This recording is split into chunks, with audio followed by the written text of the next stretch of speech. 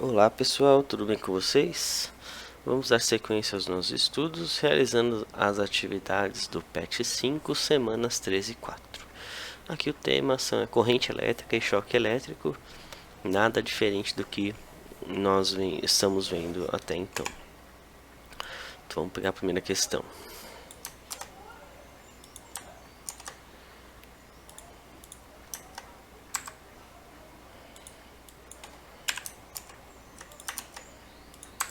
Eu acho que está muito grande aqui. Diminuir.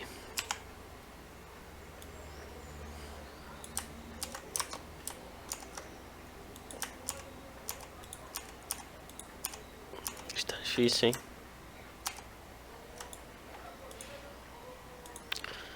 Não vou conseguir. Vou abrir outro programa.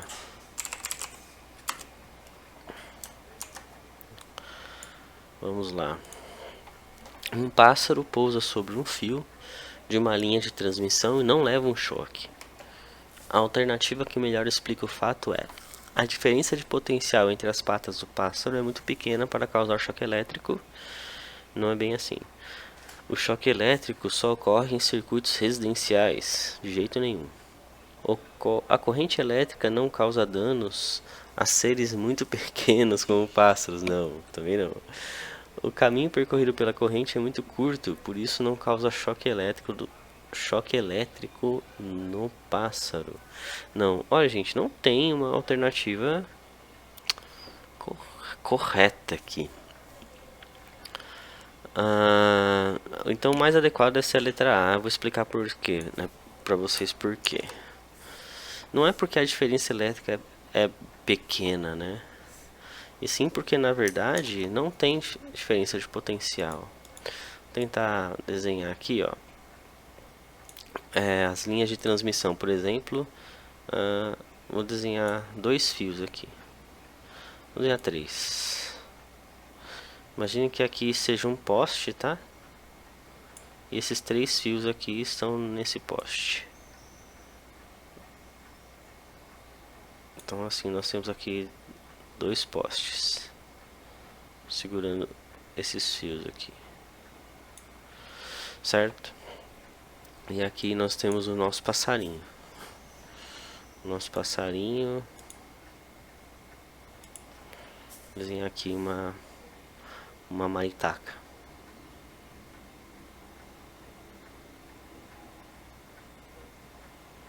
Pousadinha aqui. Parece um pinguim, mas é um passarinho, certo? Vamos lá, tem um cabelinho aqui. Isso. Então beleza. Então veja só. Digamos que nesse fio aqui nós temos uma diferença de potencial de 110 volts. Aqui também 110 volts e aqui 0 volts, digamos assim. Digamos que são os fios que a gente usa para ligar os padrões, né, das operadoras de energia. Então, se uma casa tiver 220 volts, vocês vão ver três fios entrando lá. Se for um padrão 220, entra duas fases de 110 e um neutro. Se for um padrão de 110, vai entrar dois fios só, que é uma fase e um neutro, tá bom? Agora veja o que acontece com o nosso passarinho. O nosso passarinho, ele está com uma patinha aqui nesse ponto e a outra patinha aqui nesse ponto. E veja que em toda essa linha aqui nós temos 110 volts, tá? Então, o que é necessário para acontecer a passagem de corrente elétrica? Existe uma condição para que a corrente elétrica circule, né? É necessário existir uma DDP, ou seja, uma diferença de potencial. Veja que entre esses dois pontos não há diferença. Então, nesses dois pontos nós temos 110 e 110. Ó, 110 volts aqui, 110 volts aqui. Então, não há DDP. Se não há DDP, não há corrente elétrica, tá bom? Então, o que mais se aproxima dessa explicação é essa: a diferença de potencial entre as patas do pássaro é muito pequena para causar choque elétrico. A gente pode falar que muito pequena, na verdade, se aproxima igual aproximada a zero, tá bom? Então, a diferença de potencial é muito pequena, talvez porque Essa explicação ela vem a dizer, talvez por causa da distância entre os pés, ou porque se o passarinho encostar um pé antes um pé depois o outro, né? O outro ele não vai ter um aterramento para dar uma DDP, tá? Agora, se o passarinho encostar nos dois, aí sim, gente. Aí ele morre queimado, tá? É o que acontece, por exemplo, com muito comum choque em regiões em que tem sagui, macaquinhos, né? O macaquinho sem querer, ele ele ele encosta, né, nos dois fios. Aqui, né? Ele pega aqui e encosta aqui. Aí se isso acontecer, não tem jeito, gente. Aí é morte. Com certeza, coitado do macaquinho. Porque aqui é ATDP, né? Veja que ele encostou um 110 e um 0. Então o macaquinho morre aqui. Acontece muito isso, né? Agora com o passarinho não. Se o passarinho ele tem que encostar em dois fios para ele poder tomar um choque, né? Se não encostar nos dois fios, ele não toma um choque não, tá bom? Então em um só não há diferença de potencial, ou como disse a alternativa é muito pequena, tá? Aproximadamente zero. Beleza? Então é por isso que o passarinho não toma choque. Questão 2.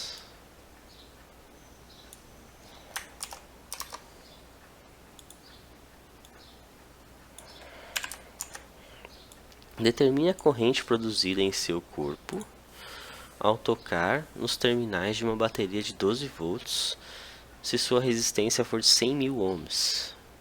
E caso sua pele estiver muito úmida, de maneira que a sua resistência seja apenas 1.000 ohms. E você tocar nos terminais de uma bateria de 24 volts. Então vamos lá. Então na primeira situação, a resistência R é de 100.000 ohms. E a DDP, né, U, 12 volts. U igual R vezes I. Então I vai ser igual a 12 dividido por 100.000. I vai ser igual a 12 vezes 10 a menos 1, 2, 3, 4, 5. 10 a menos 5. Então nós teremos, por exemplo, I igual a 0,12 miliamperes, que é muito pequeno, né? 0,12 miliamperes é uma corrente muito baixa. Na segunda situação, R igual a 1.000 ohms e o U é igual a 24. Então I vai ser igual a 24 dividido por 1.000. I vai ser igual a 24 vezes 10 a menos 3 amperes. Isso vai dar 24 miliamperes. E aí já dá um tremelique já. 24 miliamperes já dá alguma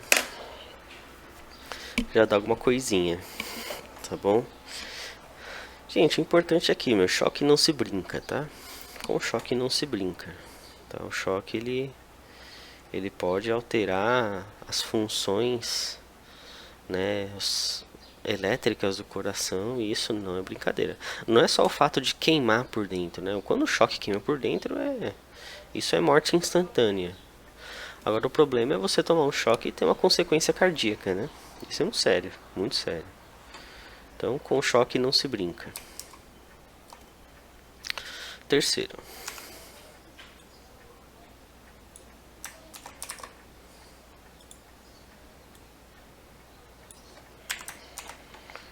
A tabela de especificações de potência elétrica de cada equipamento apresentada e o tempo mensal de funcionamento em horas auxilia no cálculo do consumo de energia elétrica.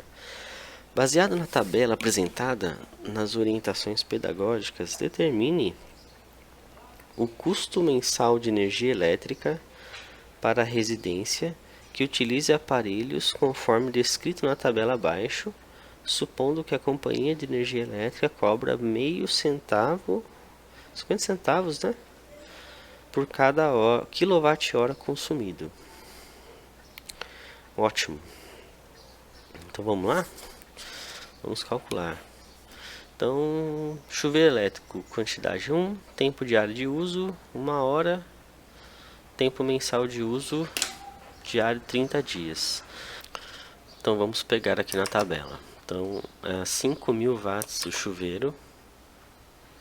5.000 watts o chuveiro.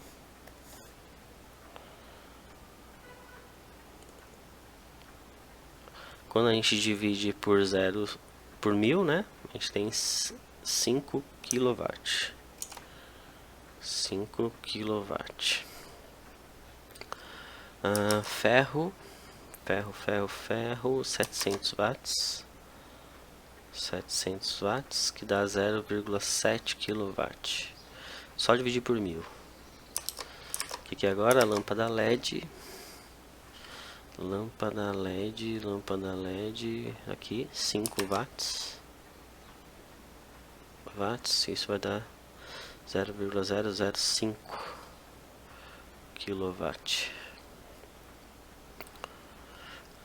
Refrigerador duplex, 350 watts. Isso dá 0,35 kW. E o último é TV. TV 200 watts. Isso vai dar 0,2 kW. Beleza, então temos os quilowatts. Agora a gente tem que calcular os custos. Então o custo vai ser então a quantidade, né? A quantidade vezes o tempo mensal, né, que é por mês. E aqui já está em hora, tá vendo? Ó? Tempo mensal de uso em horas. Então por que tem que ser em hora? Porque é quilowatt vezes hora. Então a gente tem que pegar o tempo mensal em horas e multiplicar pela potência em quilowatts, certo? E depois pelo valor do quilowatt-hora. Então nós vamos ter aqui, tá aqui, né? 30. Chuveiro elétrico primeiro. 30 vezes quilowatt-hora, que é 5, vezes o valor do quilowatt-hora. Então C vai ser 30 vezes 5. 30 vezes 5 vezes 0,5 dá R$75 de chuveiro. R$75 só de chuveiro. Depois vou chamar de C1, C2. C2 vai ser o ferro. Dá 9 vezes a potência em quilowatts, 0,7 vezes 0,5, que é o valor. Então C2 vai ser 9 vezes 9 vezes 0,7 vezes 0,5, R$3,15. R$3,15. C3 vai ser quem agora? O C3 é a lâmpada LED. 120. Aqui, ó, tempo mensal de uso. Aqui ele já tá dando, só que aqui é por lâmpada, né, ó. Aqui a gente tem que ficar por 10, tá? Aqui tempo diário de uso por lâmpada. Então a gente tem que pegar e multiplicar por 10 aqui. Então vai ser 1.200, né? Vezes a potência, que é 0,05,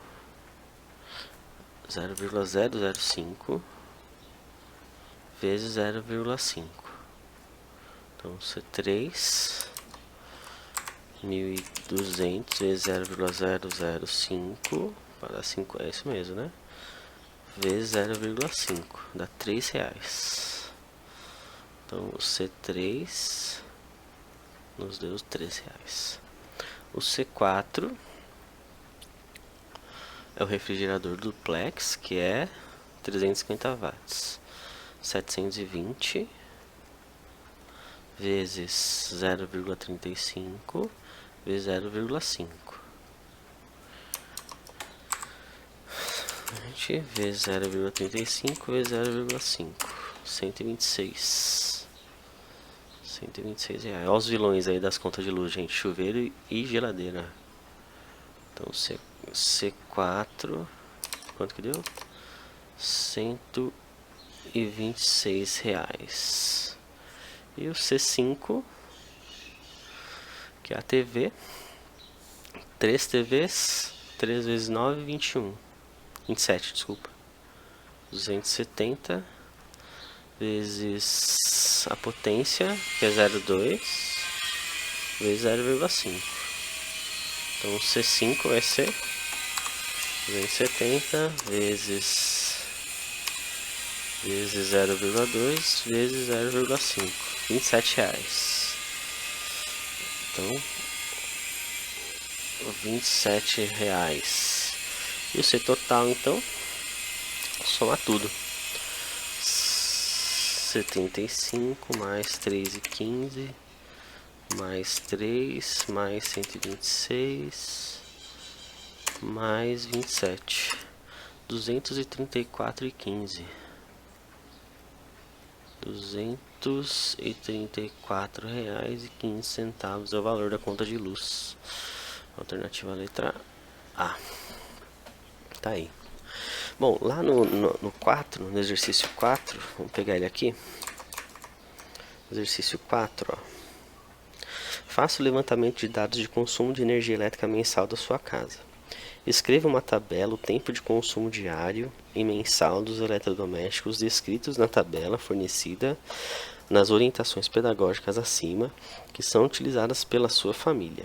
Compare o valor total de consumo de energia elétrica com os dados de leitura do consumo da sua casa, fornecida pela companhia de energia elétrica da sua cidade, em kWh, com o objetivo de fazer o uso mais consciente da energia. Converse com sua família sobre estratégias para melhorar a utilização dos recursos energéticos em sua casa. Caso tenha dúvidas dos cálculos, peça ajuda para o seu professor de física. Bom, aqui, gente, vai ter uma ideia do que é a sua conta, tá? E, obviamente, isso não é exato, né? Até porque, deixa eu dar um exemplo aqui, ó, chuveiro, por exemplo, ó. Tem chuveiro de 3.500 watts, tem chuveiro de 7.500 watts, entende? A gente tem que saber, para fazer a conta correta aí na sua casa, a gente deveria saber qual é a potência do chuveiro da sua casa, qual a potência da TV da sua casa. Isso é um valor nominal, tá escrito nele, tá? Tá escrito no chuveiro, tá escrito atrás ali da TV, tá escrito, do ferro de passar também tá escrito. Então, se você quiser fazer um valor correto, exato, você pode pegar os valores nominais daqueles que você encontrar. Se você pegar um aparelhinho na sua casa e não tiver, você usa aqui o da tabela, tá bom? Por exemplo, ó, lâmpadas, lâmpada comum, 100 watts, tá, mas que comum que é esse? Porque tem a lâmpada incandescente, tem a lâmpada fluorescente, tem as de LED que são meio que não são muito corretas, né? Que na verdade são lâmpadas meio fajutas, que são só um invólucro parecendo que é de LED, mas na verdade é uma fluorescente. Então tem diversos tipos de lâmpada. E tem lâmpadas que, por exemplo, de LED 5 watts, é aquela lâmpada que acende muito fraquinho. As mais comuns são de 10, 15 watts. Então, essa tabela não dá uma leitura exata, mas dá uma ideia, tá bom? Então vocês vão usar exatamente essa base de cálculos aqui, tá? Vocês vão pegar, vocês podem monitorar um dia e projetar para 30 dias, tá bom? Pega um dia na sua casa e verifica quantas horas o chuveiro fica ligado, quantas horas o ferro fica ligado, as lâmpadas, a TV e a geladeira, tá bom? A geladeira vai ser um pouco mais difícil porque ela, apesar de ela estar na tomada, não é toda hora que ela está funcionando, tá? Isso é importante você entender. A geladeira ela faz um barulho no motor quando ela está ligada, tá? E ela fica ligando e desligando na medida em que o tempo passa, tá? Tem um dispositivo dentro dela que chama termostato. E esse termostato ali verifica a temperatura. Quando ela está na temperatura ideal, o motor da geladeira desliga. Quando essa temperatura baixa, quando a temperatura aumenta, né? O motor liga para resfriar de novo, certo? Então já é um pouco mais difícil de medir, tá? Mas vocês podem fazer cálculos aproximados e verificar na sua conta de luz. Bom, o que você vai ter que pegar na conta de luz mesmo é isso aqui, ó, o valor do quilowatt-hora, tá? O valor do quilowatt-hora, ele tá na sua conta de luz, tá? Quanto que a sua operadora cobra por quilowatt-hora, tá? Lá tem a conta feita, na conta de luz tem. Beleza? Bom, é isso. Quem tiver dúvida, só mandar nas mensagens que eu respondo para vocês, tá certo? Bons estudos, um forte abraço e até a próxima. Tchau, tchau.